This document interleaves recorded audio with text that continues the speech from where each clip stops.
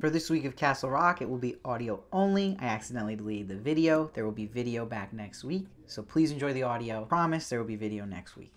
So Castle Rock episode 4, The Box, opens up with a funny shot of current day Henry Deaver in his Looney Tunes blankets in his old bedroom as a kid. Kind of funny, it's still completely a little boy's room. But he starts having visions, you could say nightmare. It was a really cool shot though of the old film grain of him as a kid in his time missing, and he's playing in the dirt. And then it cuts to present day and a man appears in his room for a second and disappears. The show is really strong with openings, and this was another solid opening to get you excited. So then we cut to Shawshank Prison, and we go to Dennis, the prison guard, and you're getting hints already of where this episode's gonna go with him, because the woman prison guard tells him, would it kill you to smile? They're putting a huge emphasis on his serious depression. So then we cut to Nick in his cell, and the Shawshank defense is mad that he didn't take the deal they offered. And then Nick goes on one of his rambles where he's like, he has a name written on him which no one knows except himself. He is clothed with robe dripped in blood, and his name is called the Word of God.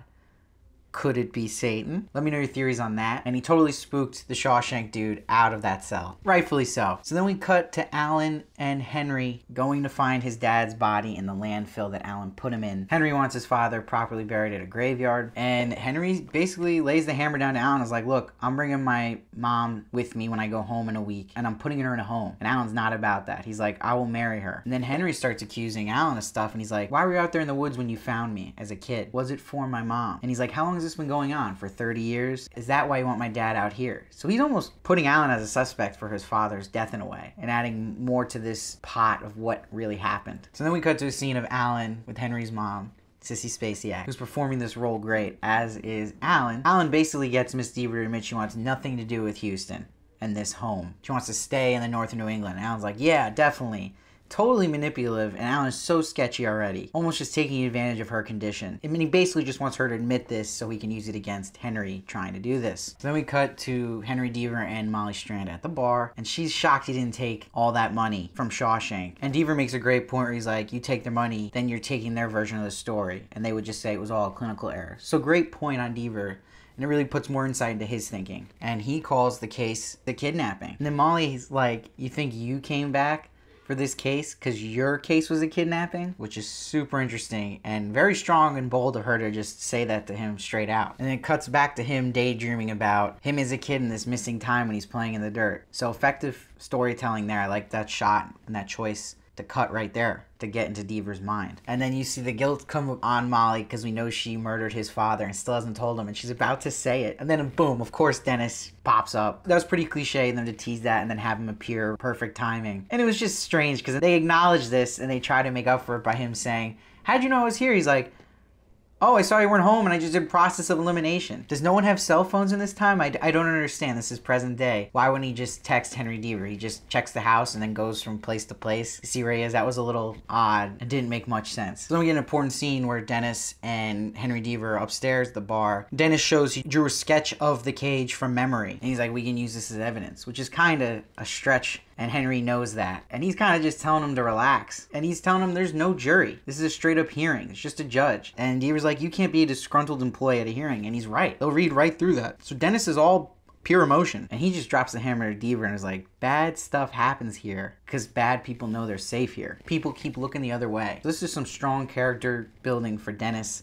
And it's setting up where this episode clearly is going with this conflict really well. He's super aggressive and wants to pull triggers on this case completely, where Deaver's more reserved about it. And it's causing them to butt heads. So we cut to Dennis fist bumping Nick in the cell. It's kind of funny. Nick has no idea what the hell he's doing or how that works. This other prison guard again says smiling is cheaper than plastic surgery. At this point, lady, just shut up. Like, that's very annoying to have someone constantly tell you to smile and cheer up.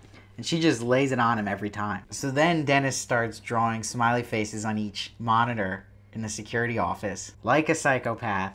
And you're starting to get the Joker vibe, the Pennywise vibe for sure, which I really liked. And again, getting more and more hints at where this episode is going. So really good foreshadowing in this episode in particular. So then we cut to Henry Deaver looking at Castle Rock records, and he finds an old publication about him missing and that the case is still open. And it says local resident Vincent Desjardins not charged. So who could this be? Makes you start thinking, is this the kidnapper? Is this the daydreaming he was thinking of? So then it immediately cuts, which I liked, it moved this story along, to Henry back home with his mom saying, did you know this Vince Desjardins character? And she's like, yeah, I knew them. People said they were Nazis. People say they're Satanists. The wife died in childbirth and that he was a peculiar fella. And Diva reveals that he learned this guy has a felony conviction on him and was released from prison a month before he disappeared. So now this is looking really suspicious of the Desjardins guy. But you know, it shows like this work, it's obviously too obvious, so I don't think it is this guy who did it. But we go more into it, and he says to his mom, where do you think I was all those days? So he's finally confronting her on this, which makes for a really good scene and great acting by André Holland and Sissy Spacek. He's like, why don't we ever talk about it? And she just brings up, let's talk about you trying to take me down to Houston. And uses that against him right there. So she gets snippy, and that was really mean of her, especially because, like, this is a very touchy thing with him and a very serious thing, and she just uses that. So now he knows Alan's been manipulating and is a step ahead of him. So then we cut to Molly showing the old warden Lacey's house to people. And I love a touch they have here where they show outside in the mailbox all those balloons. And what color was missing? The red balloon. Is that alluding to Pennywise? It's a super nice touch in the Stephen King universe. So she's obviously a really bad real estate agent. She forgot to move all the signs of death of this warden. Forgot to move the sorry card for your loss. Even forgot to move the urns of his ashes. So this family finds the cremains in the freezer. And she's like, well, he didn't kill himself in the house. And she mentions someone died in her house and she sleeps like a baby. So she's trying anything to make up for this big mess up. So the family's like, would they consider selling the art too? And the art was cool because it was showing locations in Castle Rock and it shows the lake and it perfectly cuts and transitions to that area. So then we get Diva coming to Desjardins' place. This is a really effective scene. I was on the edge of my seat here. It's the most exciting the show's been yet. It's creepy, very eerie. You go in this place, the ceiling's caving in, but the table's made fresh, so someone's clearly living there. So André Holland, again, holding his own, acting here, doing great. Finds a wooden crate, knocks it open with a shovel, and then sees a bowl of cereal there. Signs of old kidnapping, current kidnapping, maybe a dog. Suspense is very high here, really good music in the background. And now the brother shows up. We learn it's Joe Desjardins. Place is a shop now, it's a barber shop. Inherited from his brother, and he recognizes the little Diva boy. Takes him upstairs in the house, serious hoardings going on, and he has the old police files on Diva, which is super suspicious. And Diva asks about the crate out there, and he's like, did he have a dog? Referring to Vince, and Joe's like, no. So now we're like, okay, and then maybe there was people in there, a bowl of cereal. So then Joe explains Vince never lived there, he just owned the property, and that Joe has always lived there. And he's like, why do you have all my files on me? And he's like, I wanted to see what they were saying about me. Basically, the police were always pounding on my door, making insinuations. And then he goes, you know I never touched you, to Diva. Huge line. Is this confirming that he did kidnap Diva, but maybe he didn't do anything necessarily wrong to him? He just had him there for some reason? I'm thinking that's where this is going.